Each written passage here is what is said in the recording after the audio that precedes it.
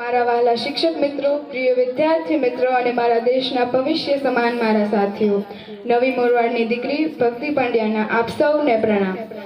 આજે હું અહીં કોઈ સામાન્ય વિષય પર બોલવા નથી આવી। હું બોલવા આવી છું જેમણે મને ભારત બોલવું શીખવ્યું। ભારત એ માત્ર ધરતી કે તિરંગો નથી, ભારત એક વિચાર છે અને એ વિચારને શબ્દ આપનારા અમારા શિક્ષકો છે।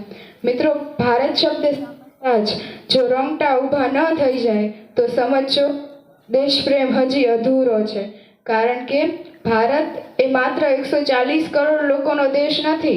ભારત એ 140 કરોડ સપનાઓની આગ છે। આ એ ધરતી છે જે જન્મ લેતા જ લોહીમાં દેશ પ્રેમ ભળે છે અને શ્વાસમાં શૌર્ય ધબકે છે। ભારતે સૌ પ્રથમ શીખવ્યું કે માથું તાકાત સામે નહીં પણ જ્ઞાન સામે ઝુકાવ, અને એ જ્ઞાન અમને અમારા ગુરુઓ પાસેથી મળ્યું। આ એ દેશ છે જેણે દુનિયાને શીખવ્યું કે શક્તિ શરીરમાં નથી, શક્તિ સંસ્કારોમાં હોય છે, અને એ સંસ્કાર પુસ્તકમાંથી નહીં પરંતુ વર્ગખંડમાં બ્લેકબોર્ડની સામે ઊભેલા અમારા શિક્ષકો પાસેથી મળે છે। કારણ દેશ બનાવે છે સૈનિક, પણ દેશ ઘડે છે ગુરુ। ભગવાન જીવન આપે છે, પણ ગુરુ એ જીવનને જીવવાની સાચી દિશા આપે છે। આ એક દેશ છે જ્યાં દરેક બાળકને શીખવાય છે કે માથું ઝુકાવી દે પણ આત્મા ક્યારેય નહીં। દેશ છે જ્યાં ગુરુને ભગવાનથી પણ ઊંચું સ્થાન અપાયું છે। આજનું ભારત આગળ વધી રહ્યું છે, આકાશ ચીરી રહ્યું છે, ચંદ્ર પર ઝંડા લહેરાવી રહ્યું છે। તો પ્રશ્ન એક જ છે, ભારત એક જ પ્રશ્ન પૂછે છે, તમે શું કરી રહ્યા છો મારા માટે? ફક્ત ભાષણ, ફક્ત તાળી કે પછી સાચું કામ? કારણ કે દેશ પ્રેમ એ સ્ટેજ પર ઊભા થઈને ચીસો પાડવાથી નથી દેખાતો। દેશ પ્રેમ એ જવાબદારી ઉપાડવાથી સાબિત થાય છે, અને એ જવાબદારીની પહેલી પાઠશાળા એટલે અમારો વર્ગખંડ।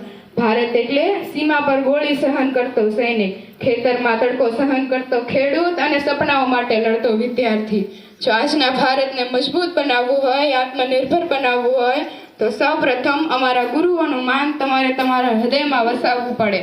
એ માં જે પોતાના દીકરાને તિરંગા સાથે વિદાય આપે છે, આંખમાં આંસુ હોવા છતાં તે છાતી ફૂલાવીને ગર્વથી કહે છે કે મારો દીકરો શહીદ નથી, મારો દીકરો અમર છે। અને આવા દીકરાઓને સાચી દિશા આપનારા એમના સૌ પ્રથમ ગુરુ એમના શિક્ષક હોય છે। જે દેશ ગુરુને માન સન્માન આપે છે એ દેશ ક્યારેય નબળો નથી પડતો। આવો દેશ, આવી ધરતીને આવો ઇતિહાસ। તો પ્રશ્ન એક જ છે, શું અમે લાયક છીએ? જો આપણે ભારતના સંતાન હોઈએ તો આળસ છોડવી પડશે, ડર છોડવો પડશે, અને સૌ પ્રથમ તો અન્યાયની સામે મૌન રહેવું છોડવું પડશે, કારણ કે મૌન પણ ક્યારેક ગુનો બની જાય છે। કે આ દેશ નથી કમજોરોની કહાની, આ તો શૂરવીરોની ગાથા છે। આ દેશ માત્ર શસ્ત્રોથી નથી ટક્યો, આ દેશ ગુરુના શબ્દોથી જીવ્યો છે। માટીમાં દબાયેલો ઇતિહાસ બોલે છે કે દરેક કણમાં ક્રાંતિની ભાષા છે। અમે ઝૂકીએ છીએ ગુરુ અને ભગવાન સામે, પણ ગદ્દારો સામે ક્યારેય નહીં। લોહી વહે તો પણ ગર્વથી વહે, કારણ કે નસોમાં ભારત વહે। અમે જીવીએ તો ભારત માટે, ખડાઈએ તો ગુરુ અને મળીએ તો પણ ભારત માતા કી જય સાથે, કારણ કે ભારત છે તો ઓળખ છે, ભારત છે તો અસ્તિત્વ છે, અને ભારત છે તો ગુરુ છે, અને ગુરુ છે તો જ ભારત છે, અને હા એટલે જ આપણે છીએ। જય હિન્દ, જય ભારત, અસ્તુ।